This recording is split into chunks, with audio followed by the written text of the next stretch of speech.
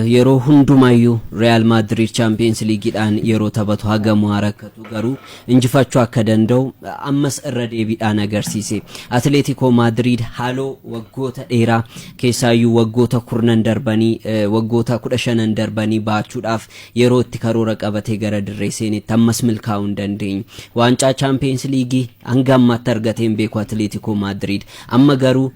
gara marsaatti darbuudhaaf kilaba kanaan yeroo lama xumuraaf geera Real Madrid waancaa dhabeera ammas irra deebiidhaan marsaa mo'atanii darbu garee 16 hirmaachisu walitti dhufan irra deebiidhaan kan mo'ame tapha marsaa jalqabaatiinis tapha har'aatiinis guutummaa guututtiin taphatoate haala gaariidhaan taphachaa kan ture Atletico di Madrid gareen Pablo Simone guutummaa guututtiin waan qaban hunda kennuudhaan kan isaan taphatan garuu carraan isaa waliin hin turre jechuu dandeenya guyyaa har'aa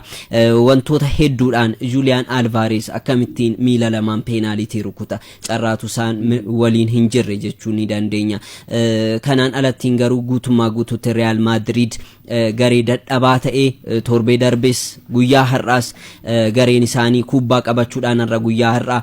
taphni isaan taphatan kana mara bu'aa qabeessa jechuun baay'ee ulfaataadha. Walakkaa kan Atletico di Madrid kubbaa gara goolitti yaaluu hin dandeenye walakkaa isaa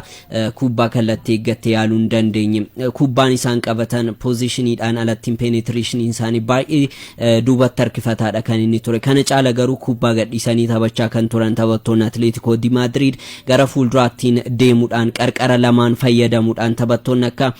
Gallagher Simone hanga ba'uttiin Gallagher akkaataan inni ittiin taphachaatiin ture baay'ee hawwataa ture kubbaa deebisanii injifachuudhaan haalaan fayyadamaniiti kan isaan turani haa ta'u malee garuu Gooliegan Real Madrid Thibaut Courtois akkuma yeroo kan godhu akkuma kana duras raawwachaa ture seenaa kana dura irra deebi'eeti kan inni jiru kubbaawwan torba ofiisaa deebisuudhaan Real Madridiif oolmaa guddaa oolee jira penaltiidhaan gargar haa ba'an malee garuu tapha kana hanga daqiiqaa kanaattiin kan tursiise Thibaut Courtois dha jechuu dandeenya taphattoonni sarara fuuldura hagamuu taphachuu baatan malee kanneen akka Vinicius Junior Mbappe Rodrigo bu'aa qabeessummaan isaanii hagamuu gadi haa bu'u malee Real Madrid gareen Carlo Ancelotti warra Los Blancos ammas irra deebiidhaan carraadhaan jechuu ni dandeenya ta'u maal akka jedhamu anoonaaf hin galle ammattiin haa ta'u malee garuu carraan isaa waliin ammas penaltiidhaan injifataniiru warra Atletico di Madrid garuu imimmaan bo'aa jiran imimmaan dhiigaati jechuu dandeenya Real Madridin ammas Champions League dhaan injifachuu hin dandeenye taphoota mo'atanii darbu ja'anuu Real Madridin mo'amaniiti kan isaan jiran Champions League dhaan yeroo ja'a walitti dhufanii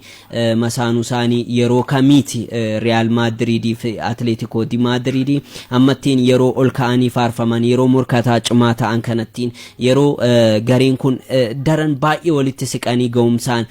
wal maddii dhaabbatan waancaa La Ligaatiif waancaa Champions Leagueetiif waliin morkatan kana gareen Diego Simone ammas Real Madridin injifachuu hin dandeenye taphoota